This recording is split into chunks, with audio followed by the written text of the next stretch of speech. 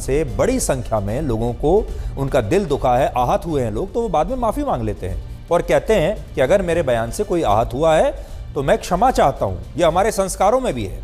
लेकिन उदयनिधि स्टालिन को न तो कोई पछतावा है, ना किसी चीज़ का डर है, और ना ही उन्हें ये बात सता रही है कि उनके बयान की वजह से इस देश के करोड़ों लोग आहत हुए हैं। इससे उन्हें कोई लेना देना नहीं है, बल्कि ऐसा लगता है कि ये बयान देकर उन्हें और ज़्यादा आनंद आ रहा है, उन्हें और ज़्यादा मज़ा आ रहा है, क्योंकि जिस तरह की मीडिया पब्लिसिटी उन्हें मिली है, ख़ास तौर पर उत्तर भारत में, इससे पहले लोग उनका नाम तक नहीं जानते थे, लेकिन आज पूरा भारत उनका नाम जानता है। ऐसी पब्लिसिटी पाकर शायद उदयनिधि स्टालिन को लग रहा होगा कि ये तो जो हुआ अनजाने में ही सही या जानबूझकर ही सही, लेकिन अच्छा हुआ। उदयनिधि स्टालिन सनातन धर्म के विरोध में जो बातें कह रहे हैं, आज हम उसके जवाब में आपके सामने दो तर्क देना चाहते हैं, और ये दोनों तर्क आज उनके सनातन विरोधी एजेंडे को पूरी तरह से ध्वस्त कर देंगे, क्योंकि हम तर्कों की बात करते हैं। पहला तर्क तो ये है कि उदयनिधि स्टालिन का कहना है कि राष्ट्रपति द्रौपदी मुर्मू को नए संसद भवन के उद्घाटन में आमंत्रित नहीं करना उनका अपमान है, और यह सनातन धर्म में मौजूद जातिगत भेदभाव की वजह से हुआ है।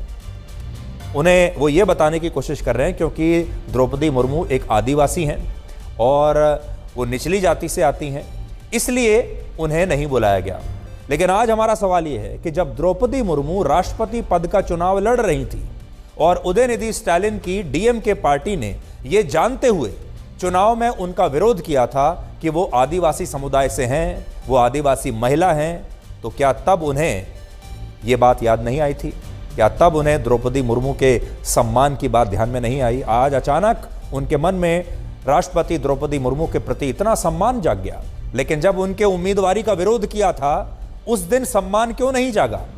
दूसरी बात, उदयनिधि स्टालिन सनातन धर्म के विरोध में ये नैरेटिव लोगों के बीच बनाने की कोशिश कर रहे हैं कि सनातन धर्म ऊंची और पिछड़ी जातियों के आधार पर लोगों के साथ भेदभाव करता है, और उनका यह नैरेटिव भी एक झूठी बुनियाद पर खड़ा किया गया है। जिस भारत से वो सनातन धर्म को मिटाने की बात कह रहे हैं, और असल में वो आपको ये बताने की कोशिश कर रहे हैं कि ऊंची जाति के जो लोग हैं वो भेदभाव करते हैं, और उनकी जो पूरी सहानुभूति है वो ऐसा लगता है निचली जाति जो दलित वर्ग है उसके साथ है, पिछड़े वर्ग के साथ, उसे वो अपनाना चाहते हैं, और उनको ये बताना चाहते हैं कि आप सनातन धर्म को छोड़ दीजिए क्योंकि सनातन धर्म में पिछड़े वर्ग के साथ भेदभाव होता है। आज उसी भारत की राष्ट्रपति द्रौपदी मुर्मू हैं जो आदिवासी समुदाय से आती हैं, यानी वो जो बताने की कोशिश कर रहे हैं, अब आप देखिए, भारत की राष्ट्रपति एक आदिवासी महिला है, ऊंची जाति से नहीं आती। उसी भारत के पूर्व राष्ट्रपति रामनाथ कोविंद दलित समुदाय से आते हैं। भारत की सरकार का नेतृत्व कर रहे प्रधानमंत्री नरेंद्र मोदी खुद ओबीसी समुदाय से आते हैं। भारत की सरकार में इस समय 77 में से 27 मंत्री ओबीसी समुदाय से हैं, 20 मंत्री दलित और आदिवासी समुदाय से हैं, और यह आजाद भारत की पहली ऐसी सरकार है जिसमें 61% मंत्री, 61% मंत्री पिछड़ी जातियों से आते हैं।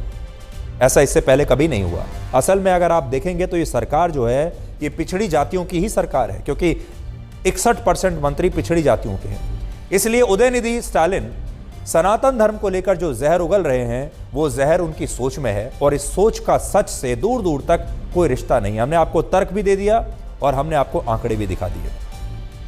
उदयनिधि स्टालिन सनातन धर्म की तुलना डेंगू और मलेरिया जैसी बीमारियों से करते हैं, लेकिन जब उन्होंने वर्ष 2002 में खुद अपना विवाह किया था तब यह विवाह सनातन रीति रिवाजों के जरिए ही हुआ था, और इन तस्वीरों में आप देख सकते हैं कि सनातन धर्म के अनुसार ही इस विवाह के दौरान मंत्र पढ़े गए थे, और ये वो मंत्र थे जो सनातन धर्म का आधार है।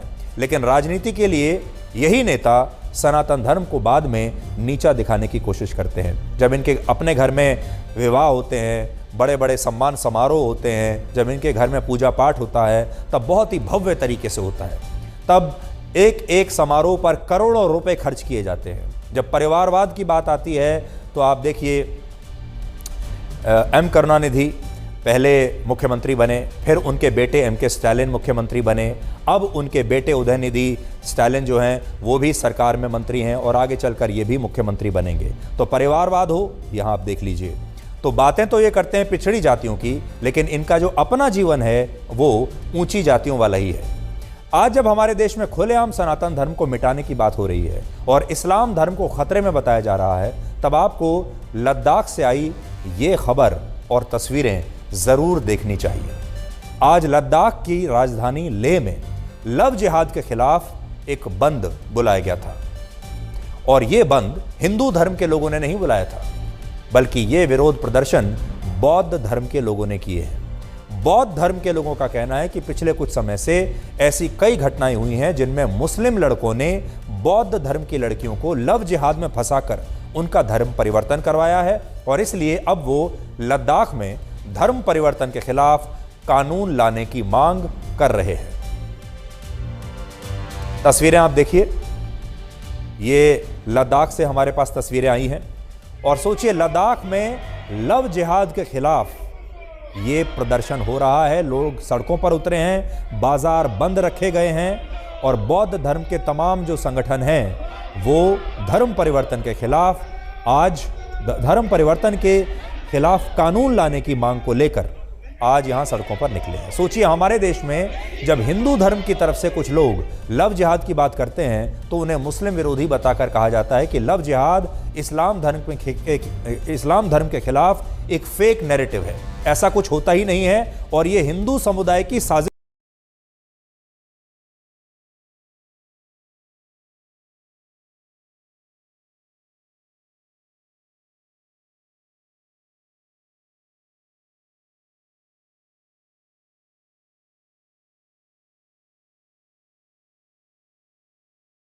है। जो कट्टरवादी हिंदू हैं वो इस साजिश को इस्लाम धर्म को बदनाम करने के लिए कर रहे हैं। लव जिहाद जैसी कोई बात नहीं है और लव जिहाद की बात हमारे देश में सिर्फ कट्टरवादी हिंदू करते हैं। लेकिन आज हमारा सवाल यह है कि लद्दाख में तो लव जिहाद के खिलाफ प्रदर्शन करने वाले ये तमाम लोग हिंदू धर्म से नहीं हैं बल्कि ये बौद्ध धर्म से हैं। तो फिर ये लोग इतनी बड़ी साजिश क्यों कर रहे हैं? ये लोग ऐसा इसलिए कह रहे हैं क्योंकि इनके धर्म की लड़कियों के साथ लव जिहाद करके उनका धर्म परिवर्तन कराया जा रहा है और ये कड़वा सच आज आप बौद्ध धर्म को मानने वाले इन लोगों से खुद सुनिए।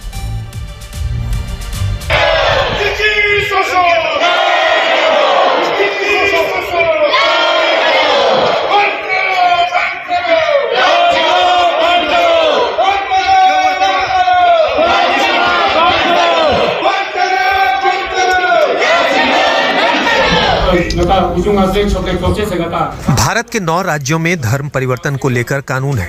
चूंकि हमारे यहाँ से सांसद बीजेपी से हैं, लिहाजा हम ये मांग करते हैं कि केंद्र सरकार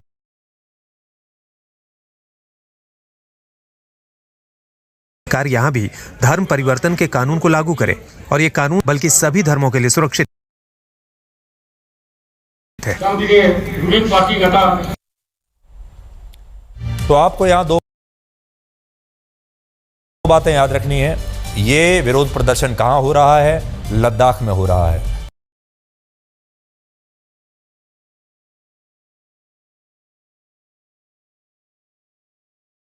दूसरी बात आपको जो याद करनी है वो ये कि यहां कोई कट्टरवादी हिंदू संगठन ये प्रदर्शन नहीं कर रहा, बल्कि बौद्ध धर्म को मानने वाले लोग अब लव जिहाद की शिकायत कर रहे हैं। अब हम G20 समिट का एक ब्लैक एंड व्हाइट विश्लेषण करेंगे जो इस हफ्ते 9 और 10 सितंबर को दिल्ली में होने वाला है। यानी ये जो वीकेंड होगा, ये जो इस वीकेंड पर आप G20 समिट का ये पूरा बोलबाला देख पाएंगे। लेकिन इस G20 समिट से पहले हमारे देश में G20 के साथ साथ एक और ग्रुप की चर्चा हो रही है जिसका नाम है G2। G20 तो है ग्रुप ऑफ 20 कंट्रीज। ये जो G2 है ये ग्रुप ऑफ 2 कंट्रीज है, 2 देशों का ग्रुप है, इसलिए इसको नाम हमने दिया है G2। और ये G2 कौन है? रशिया और चाइना, जिनके राष्ट्रपति इस समिट में हिस्सा लेने के लिए नहीं आ रहे हैं। और क्यों नहीं आ रहे हैं इसका एक ब्लैक एंड व्हाइट विश्लेषण आज हम करेंगे। लेकिन उससे पहले कुछ तस्वीरें आपको हम दिखाना चाहते हैं। ये तस्वीरें सोने और चांदी से बने उन बर्तनों की हैं जिनमें G20 के राष्ट्र अध्यक्षों को और खास मेहमानों को इस बार राष्ट्रपति के न्योते पर राष्ट्रपति भवन बुलाया जाएगा और वहां उन्हें डिनर कराया जाएगा। भारत की सांस्कृतिक पहचान को ध्यान में रखते हुए ये जो बर्तन हैं जिनमें खाना खिलाया जाएगा वो इस तरह से बनाए गए हैं। इन बर्तनों पर मोर और दूसरी भारतीय कलाकृतियों को अंकित किया गया है और इसमें दक्षिण के साथ साथ उत्तर भारत के राज्यों की कला को भी प्रमुखता से स्थान दिया गया है। यानी जो बर्तन है वो अपने आप में भारत की संस्कृति मेहमानों को खुद बताएंगे। G20 समिट के बाद होने वाले डिनर के लिए चांदी के कुल 15,000 बर्तनों के सेट तैयार किए गए हैं और इन बर्तनों को तैयार करने वाले ज्यादातर कारीगर जयपुर से हैं। G20 के 23 वर्षों के इतिहास में भारत को पहली बार इस समिट की मेजबानी मिली है और यह न सिर्फ हमारे देश के लिए गर्व की बात है बल्कि हमारे लिए एक बहुत बड़ा अवसर भी है। G20 दुनिया के उन 20 देशों का समूह है जिनकी पूरी दुनिया की जीडीपी में 80% की हिस्सेदारी है। ये समझ लीजिए कि जो दुनिया के सबसे बड़े 20 देश हैं उनका ये ग्रुप है। और जो लोग G20 के बारे में ज़्यादा नहीं जानते, आज सरल भाषा में उन्हें बता देते हैं। अब आप इतने बड़े एक्सपर्ट बन जाएंगे G20 के कि कल अपने दोस्तों को भी बता पाएंगे इसके बारे में। दुनिया का 75% अंतर्राष्ट्रीय व्यापार सिर्फ इन्हीं 20 देशों में होता है। G20 के 20 देशों में दुनिया की 60% आबादी सिर्फ इन 20 देशों में रहती है। यानी G20 में पूरी दुनिया तो नहीं आती, लेकिन ये वो देश हैं जो पूरी दुनिया को अपने दम पर प्रभावित करते हैं। और सोचिए जब भारत इतने बड़े समिट का आयोजन करेगा तो ये हमारे लिए कितनी बड़ी बात होगी, कितनी बड़ी उपलब्धि भारत के लिए होगी। हालांकि इस समय हमारे देश में G20 के साथ G2 की भी काफ़ी चर्चा हो रही है और ये जो G2 हैं ये हैं रशिया और चाइना। ये दोनों देश G20 के स्थायी सदस्य हैं, बड़े बड़े देश हैं, लेकिन भारत में होने वाले इस समिट में इन दोनों देशों के ही राष्ट्राध्यक्ष शामिल नहीं हो रहे हैं। रशिया की तरफ से राष्ट्रपति व्लादिमीर पुतिन की जगह उनके विदेश मंत्री सर्गेई लावरोव दिल्ली आ रहे हैं, वो उनका प्रतिनिधित्व करेंगे, यानी रशिया के विदेश मंत्री आएंगे। जबकि चीन के राष्ट्रपति शी जिनपिंग की जगह उनकी सरकार में प्रधानमंत्री ली कियांग भारत आने वाले हैं। इसके अलावा मेक्सिको के राष्ट्रपति हर साल की तरह इस बार भी G20 में हिस्सा लेने के लिए भारत नहीं आ रहे हैं, लेकिन बाकी 17 देशों के राष्ट्र प्रमुख 9 और 10 सितंबर को दिल्ली में G20 के समिट में शामिल होंगे और इन नेताओं में अमेरिका के राष्ट्रपति जो बाइडेन से लेकर ब्रिटेन के प्रधानमंत्री ऋषि सुनाक तक का नाम शामिल है। इमैनुअल मैक्रों आ रहे हैं, जैसा कि आप यहाँ तस्वीर में देख सकते हैं, जो कि फ्रांस के राष्ट्रपति हैं। रशिया के राष्ट्रपति व्लादिमीर पुतिन इसलिए भारत नहीं आ रहे क्योंकि वो अभी यूक्रेन के खिलाफ चल रहे युद्ध की वजह से पश्चिमी देशों के नेताओं के साथ ना तो एक मंच पर दिखना चाहते हैं, ना ही उनके साथ हाथ मिलाना चाहते हैं, ना ही उनके साथ वो चाहते हैं कि उनकी कोई फोटो आए। ये पहला समिट नहीं है जिसमें वो शामिल नहीं हो रहे। वो अक्सर पश्चिमी देशों के इन नेताओं को अवॉइड करते हैं और जहां ये नेता जाते हैं वो वहां जाना नहीं चाहते। वो नहीं चाहते कि वो इन नेताओं के साथ दिखाई दें। और व्लादिमीर पुतिन की खास बात यह है, वो दोस्ती और दुश्मनी बराबरी के शिद्दत के साथ निभाते हैं। जिनसे दोस्ती निभाते हैं उनसे खुलकर निभाते हैं, लेकिन जिनसे दुश्मनी है दुश्मनी भी खुलकर निभाते हैं। और यही बात वो बताने की कोशिश कर रहे हैं पूरी दुनिया को। इससे पहले पिछले महीने हुए ब्रिक्स समिट में भी राष्ट्रपति पुतिन नहीं आए थे। हालांकि यहाँ बड़ी बात यह है कि राष्ट्रपति पुतिन ने जब भारत नहीं आने का फैसला लिया तो उन्होंने खुद प्रधानमंत्री मोदी को फोन करके इस बारे में जानकारी दी कि वो नहीं आ पा रहे हैं और वो क्यों नहीं आएंगे। पश्चिमी देशों में तो वैसे भी उनके आने जाने पर बैन लगा हुआ है, उनके ऊपर सैंक्शन लगे हुए हैं, तो वो वहाँ जा नहीं सकते। लेकिन भारत वो आ सकते थे। भारत आने पर उन पर कोई प्रतिबंध नहीं है, वो चाहते तो आ सकते थे। लेकिन उन्होंने फ़ोन किया अपने दोस्त प्रधानमंत्री मोदी को और अपनी स्थिति स्पष्ट कर दी। लेकिन चीन के राष्ट्रपति शी जिनपिंग ने ना तो फ़ोन किया और ना ही आखिर तक किसी तरह का कोई संदेश भेजा। राष्ट्रपति शी जिनपिंग ने शिष्टाचार के नाते भी भारत को समय पर इस बात की जानकारी नहीं दी कि वो भारत में होने वाले G20 समिट में हिस्सा लेंगे या नहीं लेंगे। उन्होंने इस बात को कई दिनों तक टालने की कोशिश की और फिर अचानक एक दिन पहले ही ये बताया कि उनकी जगह इस समिट में चीन के प्रीमियर यानी वहाँ के प्रधानमंत्री उनकी जगह हिस्सा लेने के लिए आएंगे। इसलिए ऐसा नहीं है कि रशिया और चाइना शामिल नहीं हो रहे, शामिल तो हो रहे हैं, क्योंकि रशिया के विदेश मंत्री आ रहे हैं और चीन के प्रधानमंत्री आ रहे हैं, लेकिन राष्ट्रपति नहीं आ रहे। असल में शी जिनपिंग 2 वजहों से भारत नहीं आ रहे, जिनमें पहली वजह है भारत के प्रति उनकी ईर्ष्या और दूसरी वजह है भारत के रंग में भंग डालने की उनकी मंशा। G20 का मंच एक ऐसा मंच है जो अंतर्राष्ट्रीय स्तर पर भारत की कूटनीतिक पहचान को और मजबूत करेगा। और जिस चीज़ में भारत के लिए कुछ भी अच्छा हो रहा हो उसमें चीन कभी भी भारत के साथ खड़ा नहीं हो सकता। इससे ये बात पता चलती है कि पिछले साल बाली में और पिछले महीने ब्रिक्स समिट के दौरान प्रधानमंत्री मोदी और चीन के राष्ट्रपति शी जिनपिंग के बीच छोटी छोटी मुलाकातें हुई थी और तब हमें यह बड़ी उम्मीद थी कि शायद इन मुलाकातों में दोनों देशों के बीच कोई बड़ा ब्रेक थ्रू निकल सकता है।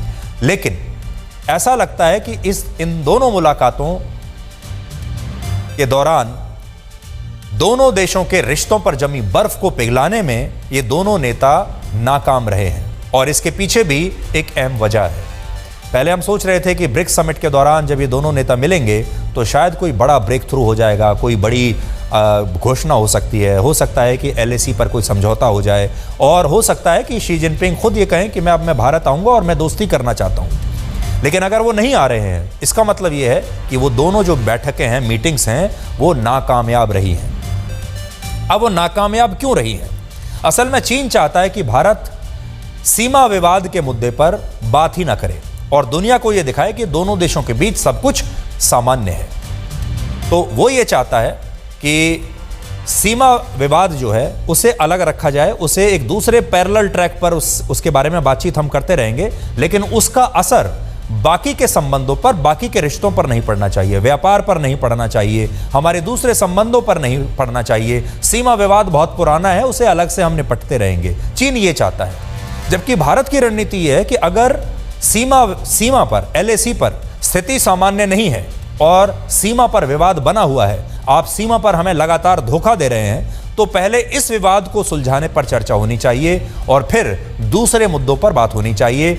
अगर भारत का कहना यह है कि अगर हमारे रिश्ते मीठे नहीं हैं, अगर हमारे रिश्ते असामान्य हैं सीमा विवाद की वजह से, तो फिर हर चीज़ में असामान्य रहेंगे। ऐसा नहीं हो सकता कि हम व्यापार के मामले में आपके साथ बड़े मीठे बन जाएं और विवाद जो हमारा सीमा पर चल रहा है उस मामले पर हम आपके दुश्मन बन जाएं। कहीं दोस्ती कर लें और कहीं दुश्मनी कर लें। अगर दुश्मनी है तो फिर हर चीज़ में दुश्मनी है। ये भारत का रुख है और भारत के इसी रुख से चीन परेशान है, क्योंकि चीन ये चाहता था कि वर्षों पहले जैसा होता था, प्रधानमंत्री मोदी की सरकार आने से पहले होता यह था कि चीन मनमानी करता रहता था और भारत ऐसा दिखाता था जैसे सब कुछ सामान्य है, कुछ हुआ ही नहीं है। और वो चाहते हैं कि ये भारत भी वही करे कि हम सीमा पर कुछ भी करते रहें और भारत दुनिया को ये दिखाए कि सब कुछ सामान्य है। यहाँ एक और महत्वपूर्ण बात यह है कि जो होता है, हमारे यहाँ कहा जाता है जो होता है वो अच्छे के लिए ही होता है। तो वो नहीं आ रहे हैं शी जिनपिंग, ये भी असल में अच्छा ही हुआ कि नहीं आ रहे हैं और मैं बताता हूँ क्यों। भारत में कुछ महीनों के बाद ही लोकसभा के चुनाव होने वाले हैं और ऐसे में अगर राष्ट्रपति शी जिनपिंग G20 समिट के लिए दिल्ली आते तो शिष्टाचार के नाते प्रधानमंत्री मोदी उनका रेड कारपेट वेलकम करते। रेड कारपेट पर आप शी जिनपिंग को चलते हुए देखते, सड़क के दोनों तरफ उनके स्वागत की तस्वीरें देखते। जब वो आते तो प्रधानमंत्री मोदी गर्मजोशी के साथ हाथ मिलाकर उनका स्वागत करते, क्योंकि ये करना ही पड़ता, ये प्रोटोकॉल है, ये शिष्टाचार है, क्योंकि अब वो हमारे मेहमान हैं। लेकिन ऐसे व्यक्ति को जिसने हमारे सैनिकों की हत्या का जो जिम्मेदार है, जिसने हमारी सीमा पर इतना दुस्साहस किया, जिसने सीमा के विवाद को लेकर उसे एक नई ऊंचाइयों तक पहुंचा दिया, उसका स्वागत हम कैसे कर सकते हैं? उसको रेड कार्पेट वेलकम हम कैसे दे सकते हैं? और अगर ऐसा होता तो ये तस्वीरें शायद हमारे देश के लोगों को अच्छी नहीं लगती और इसीलिए अगर वो नहीं आ रहे हैं तो अच्छा ही है कि वो नहीं आ रहे हैं। यहाँ पर हम डिप्लोमेसी की बात नहीं कर रहे, सरकारों की आपस की बात नहीं कर रहे, हम प्रोटोकॉल की बात नहीं कर रहे, हम G20 की भी बात नहीं कर रहे। देश बनता है लोगों से और देश बनता है लोगों की जन भावनाओं से। आज देश के लोगों की जन भावना क्या है? वो चीन के खिलाफ है। हम चीन को दुश्मन नंबर 1 मानते हैं। भारत के लिए अब तक पाकिस्तान उसका दुश्मन नंबर 1 हुआ करता था, लेकिन अब चीन भारत का दुश्मन नंबर 1 है और पाकिस्तान दुश्मन नंबर 2 है। और इसलिए अब आप देखिए, हम दुश्मन नंबर 2 से ना तो बात करते हैं, ना उनके साथ मैच खेलते हैं, ना उनके कलाकारों को भारत में बुलाते हैं, ना हमारे कलाकार वहाँ जाते हैं, ना हमारे नेताओं के बीच कोई बातचीत होती है। ये तो दुश्मन नंबर 2 की बात है। तो दुश्मन नंबर 1 से कैसे हम बात कर लेंगे? इसलिए सोचिए, जब भारत अपने दुश्मन नंबर 2 यानी पाकिस्तान के साथ दिखना नहीं चाहता, हमारे नेता उनके साथ मिलना नहीं चाहते, हमारी क्रिकेट टीम उनके साथ क्रिकेट नहीं खेलना चाहती, तो फिर हम चीन के साथ कैसे दिख सकते हैं, जो कि हमारा दुश्मन नंबर 1 है। ये अलग बात है कि पाकिस्तान के साथ तो हम अक्सर क्रिकेट के मैच खेलते रहते हैं, दूसरी जगह भी हमारे बीच में मुकाबला होता रहता है। चीन के साथ हमारा कोई क्रिकेट का मैच नहीं होता, कोई खेलों में हमारा मुकाबला नहीं होता।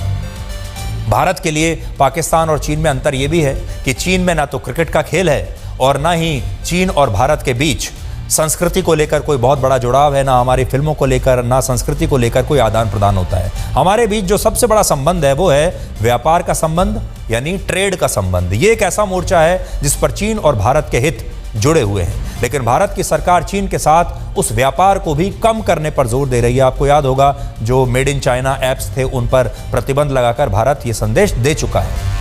जैसे हमने पाकिस्तान के साथ क्रिकेट खेलना बंद कर दिया, बातचीत करनी बंद कर दी, वैसे ही हमने चीन के साथ बातचीत तो बंद नहीं की, लेकिन हमने संदेश उन्हें जरूर दिया है। अब यहाँ एक और पॉइंट ये है कि राष्ट्रपति शी जिनपिंग ने भारत नहीं आने का फैसला करके असल में सबसे ज्यादा नुकसान अपना ही किया है, क्योंकि G20 समिट में उनके न आने से अब इस समिट के सबसे बड़े सुपरस्टार मेहमान होंगे अमेरिका के राष्ट्रपति जो बाइडेन, और इस समिट की पूरी जो लाइमलाइट है वो प्रधानमंत्री मोदी और जो बाइडेन पर होगी। पहले ये लाइमलाइट 4 नेताओं में बंट जाती, जिनमें रशिया के राष्ट्रपति व्लादिमीर पुतिन होते, चीन के राष्ट्रपति शी जिनपिंग होते, अमेरिका के राष्ट्रपति जो बाइडेन और भारत के प्रधानमंत्री नरेंद्र मोदी। लेकिन अब इस समिट में सबकी नजरें 2 लोगों पर होंगी, प्रधानमंत्री मोदी और राष्ट्रपति जो बाइडेन। और चीन के पास एक बहुत बड़ा मौका था इस अंतर्राष्ट्रीय मंच पर आने का, अपनी बात कहने का, लोगों को, पूरी दुनिया को ये संदेश देने का कि चीन जो है वो पूरी दुनिया के मुद्दों पर बाकी देशों के साथ चलना चाहता है। शी जिनपिंग बाकी देशों के नेताओं की बात भी सुनना चाहते हैं और उनका जो पॉइंट ऑफ व्यू है उसे भी स्वीकार करना चाहते हैं, लेकिन ये मौका उन्होंने छोड़ दिया। जो लोग ये कह रहे हैं कि रशिया और चीन के राष्ट्रपति का भारत नहीं आना G20 की विफलता बन सकता है, इसमें G20 की जो चमक है इस बार के समिट की वो कम हो जाएगी, ऐसे लोगों को आज हम कुछ आंकड़े दिखाते हैं, ध्यान से देखिएगा। पिछले साल जब इंडोनेशिया के बाली में G20 का समिट हुआ तब ब्राजील, मेक्सिको और रशिया के राष्ट्र प्रमुख शामिल नहीं हुए थे। 3 देशों के लोग तब नहीं आए थे। इससे पहले 2021 में जब यही समिट इटली के रोम में हुआ तब 6 देशों के राष्ट्राध्यक्ष इसमें शामिल नहीं हुए थे। और इन देशों में कौन कौन से देश थे? चीन नहीं आया, जापान नहीं आया, रशिया नहीं आया, सऊदी अरब नहीं आया, साउथ अफ्रीका नहीं आया और मैक्सिको भी नहीं आया था।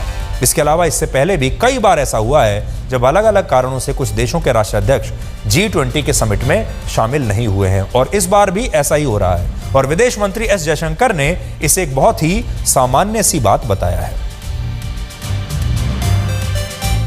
I think at different points of time in G20, there have been some presidents or prime ministers who, for whatever reason, have chosen not to come themselves.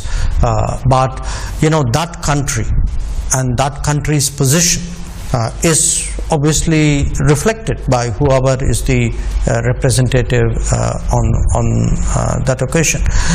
So you had some occasions where you had a president or 2, sometimes 3 who have not themselves come.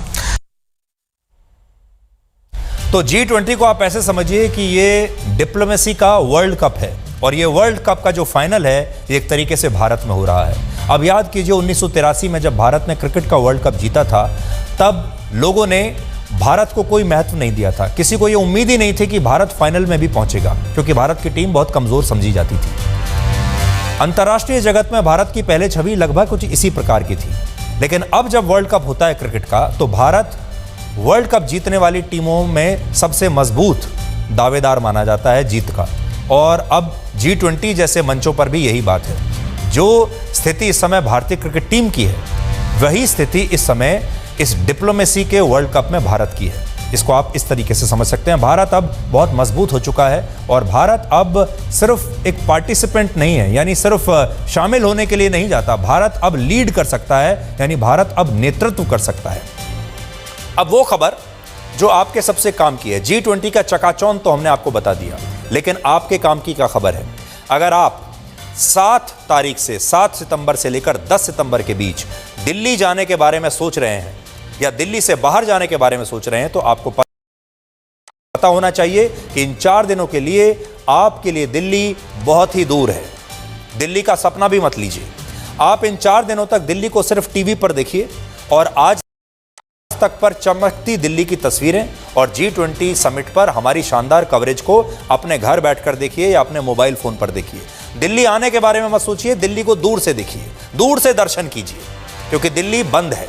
G20 summit की वजह से दिल्ली में 160 flights को रद्द कर दिया गया है, जबकि दिल्ली से चलने वाली या दिल्ली के रूट से गुजरने वाली 300 ट्रेनों का रूट बदल दिया गया है या फिर उन्हें रद्द कर दिया गया है। इसके अलावा G20 समिट के दौरान दिल्ली में सभी स्कूल, कॉलेज, बैंक, सरकारी दफ्तर सबको 8 से 10 सितंबर के बीच बंद कर दिया गया है, यानी छुट्टी कर दी गई है, सार्वजनिक अवकाश है। जबकि इस दौरान अस्पतालों और मेडिकल स्टोर्स पर कोई पाबंदी नहीं होगी। अस्पताल खुले रहेंगे, मेडिकल स्टोर्स खुले रहेंगे। अगर आप बीमार होते हैं, आपको दवाई चाहिए, आपको बिल्कुल मिलेगी। अगर आप अस्पताल जाना चाहते हैं तो इस दौरान पुलिस आपको रोकेगी नहीं। मेट्रो सेवा पर भी इसका कोई प्रभाव नहीं होगा। दिल्ली मेट्रो ने कहा है कि G20 समिट के दौरान सिर्फ एक ही मेट्रो स्टेशन बंद होगा और वो है सुप्रीम कोर्ट मेट्रो स्टेशन। वहां मत जाइएगा। इस मेट्रो स्टेशन से ट्रेनें तो गुजरेंगी, लेकिन लोग यहां पर ना तो उतर पाएंगे और ना यहां से चढ़ पाएंगे और इस स्टेशन के गेट बंद रहेंगे। दूसरे राज्यों से आने वाली बसों पर भी कोई रोक नहीं है और ये बसें दिल्ली के रिंग रोड पर और बाहरी इलाकों में जा सकेंगी। G20 समिट के लिए दिल्ली किस तरह सजी हुई है, उस पर भी एक छोटी सी रिपोर्ट आपको दिखाते हैं। टीवी पर बैठकर दूर से दिल्ली देखिए और अब अगले कुछ दिन दिल्ली आने के बारे में अगर आपका कोई यात्रा करने का प्लान है, ट्रैवल प्लान है, तो थोड़े दिन के लिए रद्द कर दीजिए।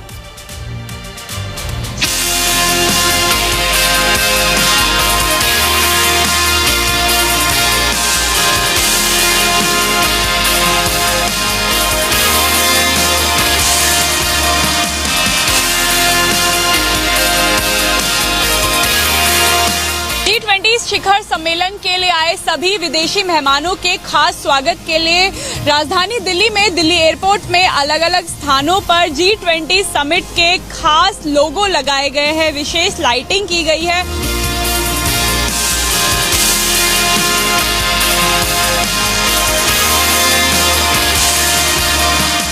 तमाम देशों के हेड ऑफ द स्टेट विदेशी मेहमान दिल्ली आने वाले हैं। उनकी तैयारियों के लिए एक और जहां दिल्ली का सौंदर्यीकरण किया जा रहा है, वहीं उनके खाने की थाली कैसी होगी, ये सवाल आपके मन में भी होगा। यहाँ तमाम वो बर्तन हैं जो होटल्स को दिए गए हैं और इसी तरह के बर्तन में जो विदेशी मेहमान आने वाले हैं, चाहे वो देश के राष्ट्रपति हो, प्रधानमंत्री हो, वो इन्हीं बर्तनों में खाने वाले हैं।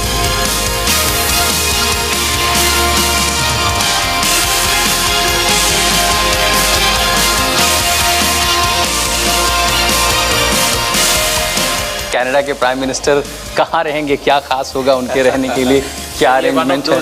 This is just one of those sweets sir. ऐसे 3 हैं हमारे पास। तो ठीक है, ये कमरा है और जैसे हम यहाँ पर आते हैं क्या दिखता है? जाहिर है देखिए, जिस तरह के प्रेसिडेंशियल स्वीट या लेगेसी स्वीट होते हैं उस तरह के अरेंजमेंट हैं तो बेहद शानदार हैं। अब जैसे इस बार आप आते हैं तो उन मेहमानों के लिए जाहिर है जो VVIP हैं, हाई सिक्योरिटी कवर में होते हैं, हर जगह नहीं जा सकते। यहाँ पर G20 का सबसे बड़ा इवेंट होगा। इसे समिट मीटिंग हॉल कहते हैं, जहाँ पर अंतर्राष्ट्रीय डिग्निटरीज और हेड्स ऑफ स्टेट आएंगे, यहाँ पर इन कुर्सियों पर बैठेंगे। और जाहिर सी बात है क्योंकि भारत G20 का इवेंट होस्ट कर रहा है, इसलिए प्रधानमंत्री नरेंद्र मोदी भी यहाँ से इस इवेंट का आह्वान करेंगे। साथ ही आपको दिखाते चलें कि यहाँ पर जो एक और शैंडलियर यानी कि झूमर जो लगाया गया है वो भी चेकोस्लोवाकिया से लाया गया है और साथ ही साथ इसमें जो आपको दीवारों पर नक्काशी दिख जाएगी वो भी भारत में नक्काशी जिस तरीके से होती है और भारतीय और अंतर्राष्ट्रीय जो कल्चर्स हैं उनके एक होने का प्रतीक दिखाई दे रहा है।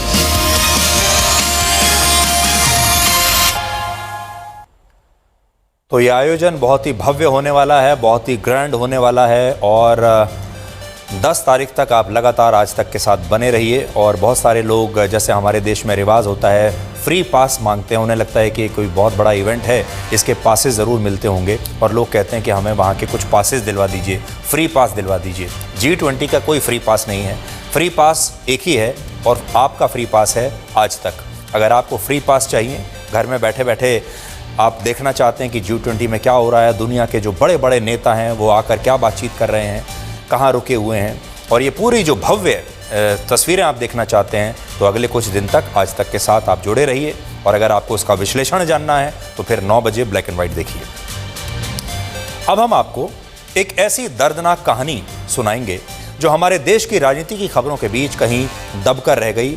ये एक माँ की कहानी है जिसके बारे में कोई बात नहीं कर रहा, लेकिन ये माँ की जो कहानी है जिसके बारे में आज बताने वाले हैं, असल में हमारे देश की खास तौर पर जो महिलाएं हैं वो इस कहानी को देखकर बहुत भावुक हो जाएंगी। ये कहानी है प्रियदर्शनी नाम की एक महिला की, जो ऑस्ट्रेलिया में अपने पति और 2 बच्चों के साथ रहती थी।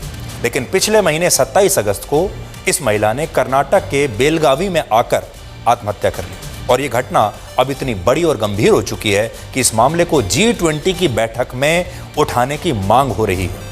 और ऑस्ट्रेलिया की सरकार ने भी इस महिला की आत्महत्या पर दुख जताया है और कहा है कि वो इस मामले की निष्पक्ष जांच जरूर कराएगी। अब देखिए इस महिला को आत्महत्या क्यों करनी पड़ी।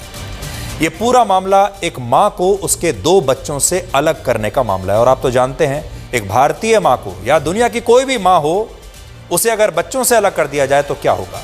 प्रियदर्शनी ऑस्ट्रेलिया के न्यू साउथ वेल्स में अपने पति और 2 बच्चों के साथ रहती थी, लेकिन वर्ष 2018 में एक दिन उनके बेटे के अचानक पेट में दर्द हुआ, जिसके बाद उन्होंने उससे अपने बेटे को वहां एक प्राइवेट अस्पताल में भर्ती कराया। 6 महीने तक इलाज चलता रहा, लेकिन उनके बेटे के स्वास्थ्य में कोई सुधार नहीं हुआ। सोचिए 6 महीने हो गए।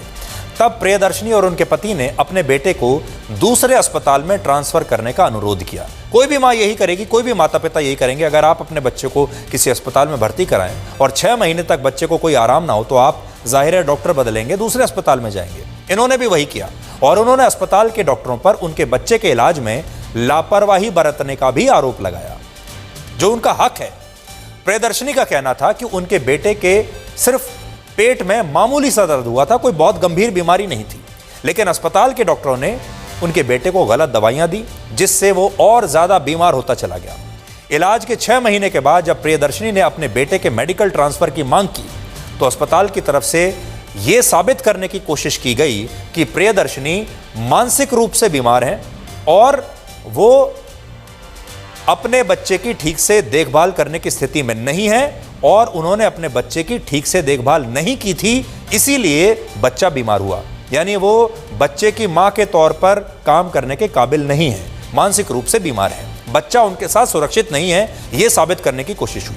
ऑस्ट्रेलिया में जब किसी माता पिता पर यह आरोप लगता है कि वो अपने बच्चे की देखभाल ठीक से नहीं कर पा रहे, तो ऐसी स्थिति में वहां पर एक कमेटी बनाई जाती है जो इन आरोपों की जांच करती है, और अगर सही साबित होते हैं तो बच्चे की कस्टडी माता पिता से लेकर वहां के एक सरकारी विभाग को सौंप दी जाती है। और प्रियदर्शनी के बच्चों के साथ भी यही हुआ, मां को, पिता को बच्चों से दूर कर दिया गया।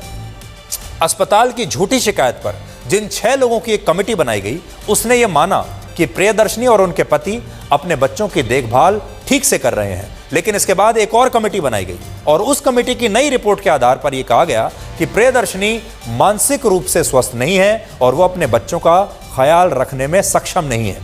इसलिए सरकार उनके दोनों ही बेटों को अब अपनी कस्टडी में ले रही है। प्रियदर्शनी मानसिक रूप से पूरी तरह स्वस्थ थी, लेकिन इसके बावजूद अस्पताल के कुछ डॉक्टरों की मिलीभगत से उन्हें उनके बच्चों से अलग कर दिया गया। और पिछले 3 वर्षों से, सोचिए 3 वर्षों से प्रियदर्शनी और उनके पति अपने बच्चों की कस्टडी वापस लेने के लिए ऑस्ट्रेलिया में अकेले अपने दम पर कानूनी लड़ाई लड़ रहे थे अपने बच्चों को वापस पाने के लिए। इस मामले में भारत सरकार ने भी मदद का भरोसा दिया था, लेकिन 40 साल की प्रियदर्शनी अब इस कदर टूट चुकी थी कि उन्हें ऐसा लगने लगा कि इस सब के लिए शायद वही जिम्मेदार हैं, और इसीलिए उन्होंने आत्महत्या कर ली। और अपने सुसाइड नोट में उन्होंने लिखा कि वो ऐसा अपने बच्चों और अपने पति के लिए कर रही है। इसके अलावा इस सुसाइड नोट में उन्होंने ये भी लिखा कि इस आत्महत्या के लिए ऑस्ट्रेलिया की सरकार, उसके आस पड़ोस में रहने वाले कुछ लोग और एक पुलिस ऑफिसर की पत्नी भी जिम्मेदार हैं। ये वो तमाम लोग हैं जिन्होंने इस महिला को इसलिए मानसिक रूप से बीमार साबित करने की कोशिश की क्योंकि ये महिला अपने बच्चों को हाथ से खाना खिलाती थी, गलती होने पर अपने बच्चों को डांटती थी और बच्चों को अपने साथ एक ही बिस्तर पर सुलाती थी, और ये भारत में हर माँ करती है। अब देखिए, यहाँ संस्कारों की बात है।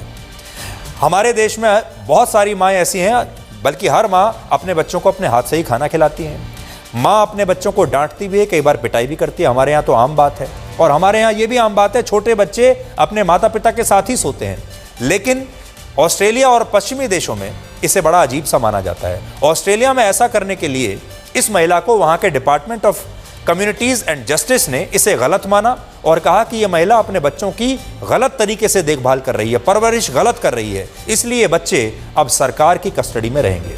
इस पूरी कहानी का सार यह है कि ऑस्ट्रेलिया और यूरोपीय देशों की सरकारें ना तो भारतीय संस्कारों को समझ पाती हैं, ना भारतीय परिवारों में माता पिता और बच्चे के बीच जो रिश्ते हैं उन्हें ही समझ पाती हैं। और इसलिए कई पश्चिमी देशों में इस तरह की घटनाएं अक्सर होती रहती हैं, जब वहाँ की सरकार बच्चे की भलाई के नाम पर भारतीय परिवारों से उनके बच्चों की कस्टडी ले लेती है, और उसके बाद ये जो माता पिता हैं ये लंबी कानूनी लड़ाई लड़ते रहते हैं, भारत सरकार से भी मदद मांगते हैं, और फिर ये इनकी ज़िंदगी कैसी हो जाती है आपने देख ही लिया। फिलहाल इस मामले में भारत का विदेश मंत्रालय ऑस्ट्रेलिया की सरकार से बात करके बच्चों की कस्टडी अब उनके पति या उनके नाना नानी को देने की बात कर रहा है। माँ तो रही नहीं, इसलिए अब या तो पति को मिलेगी या परिवार के दूसरे सदस्यों को ये कस्टडी मिल सकती है, अगर भारत सरकार ने जोर लगाया तो।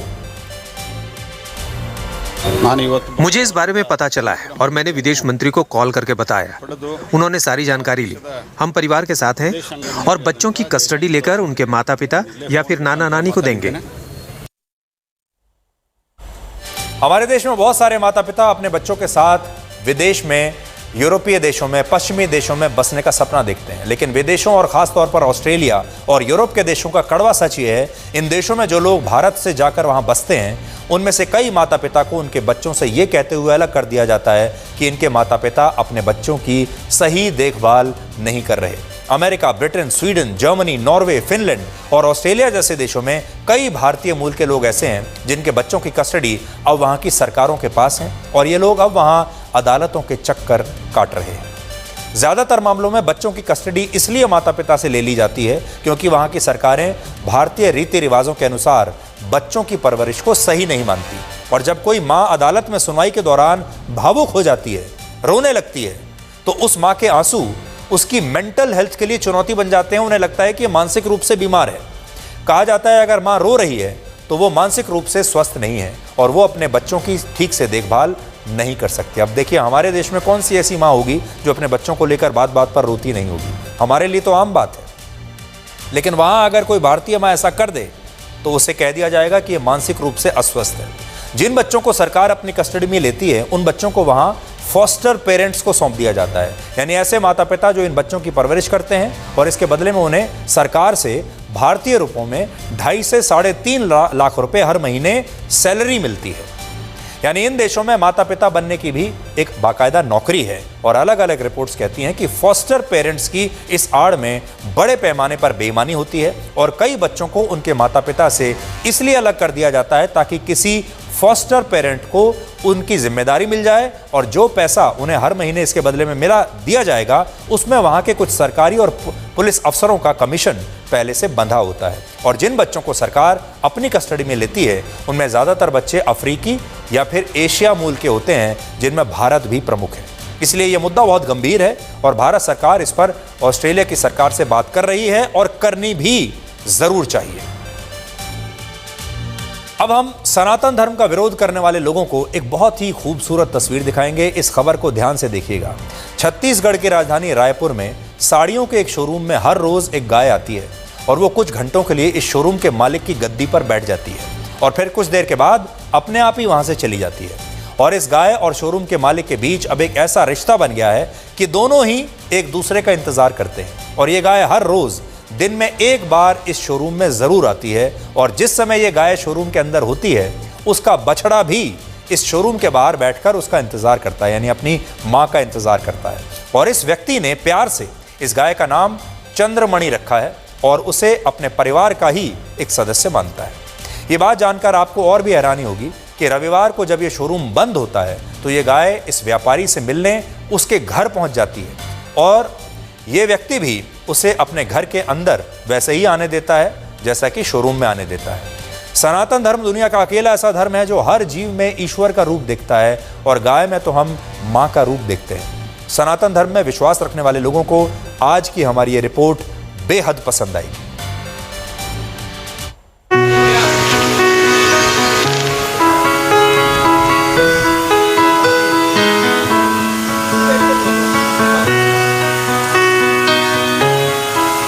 एक ऐसे कपड़े की दुकान है जहां पर यूजुअली जो रोज कपड़ा खरीदने के लिए ग्राहक आते हैं वो अक्सर आते हैं, लेकिन यहां पर एक स्पेशल गेस्ट भी रोज आती है और उनका नाम है चंद्रमणि। और ये लव स्टोरी उन्हीं दोनों के बीच की है, इस दुकान के मालिक का पदम डाकलिया और चंद्रमणि जी की। और मैं आपको मिलाती हूं चंद्रमणि जी से।